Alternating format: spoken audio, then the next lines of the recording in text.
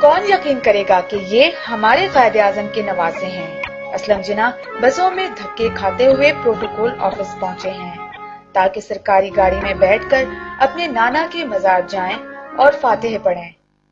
ہم برابر اپنے بزرگوں کا ہر فرض جو بھی ہوتا ہے ہم ادا کرتے ہیں۔ جب تک میری جان میں جان ہے، جب تک میری بدن میں طاقت ہے، تو میں اپنے فرض کو اور اپنے بزرگوں کے فرض کو صحیح طریقے سے نبھاؤں گا۔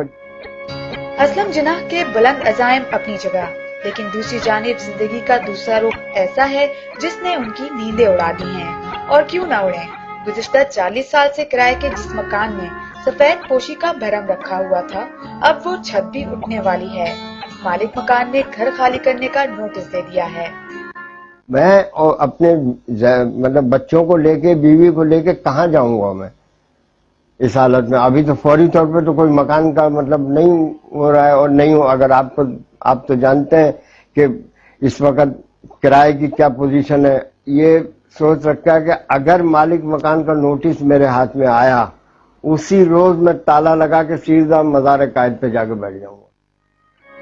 بانی پاکستان کی نواسی اور اسلم جناح کی بہن خورشید بیگم کی دنیا تو 9 سال پہلے اسی وقت اندھیر ہو گئی تھی جب قائد کے شہر میں انہی کا پڑ نواسا پولیس تحویل میں مار دیا گیا۔ جب لے کے آئے ہیں تو میں آپ کو بتا نہیں سکتی ہوں۔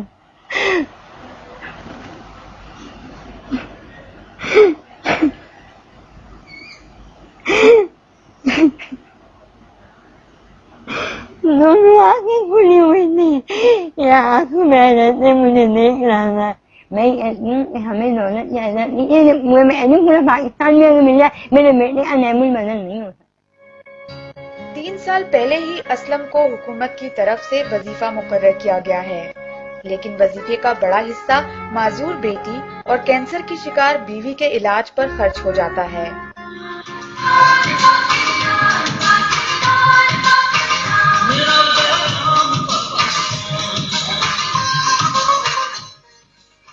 حکومت اگر چاہے تو سب کچھ کر سکتی ہے، بچوں کی تعلیم وغیرہ کے لیے سب انتظامات وہ سب کر سکتی ہے۔ مزار قائد میں سب سے میرے نانا کے مزار کے سب ملتے ہیں، سلام دعا یہ سب آ جاتے والد تسلی لے چلے جاتے ہیں۔ بابا قوم کے خاندان نے ہر سال کی طرح اس سال بھی گھر کے در و دیوار پر چاند ستارے والا سبز ہلالی پرچم لہرا کر جذبہ حب الوطنی کا اظہار تو کر دیا ہے، لیکن کیا پورے پاکستان میں کوئی ایک فرد بھی ایسا نہیں جو ان کی داد رسی کر سکے؟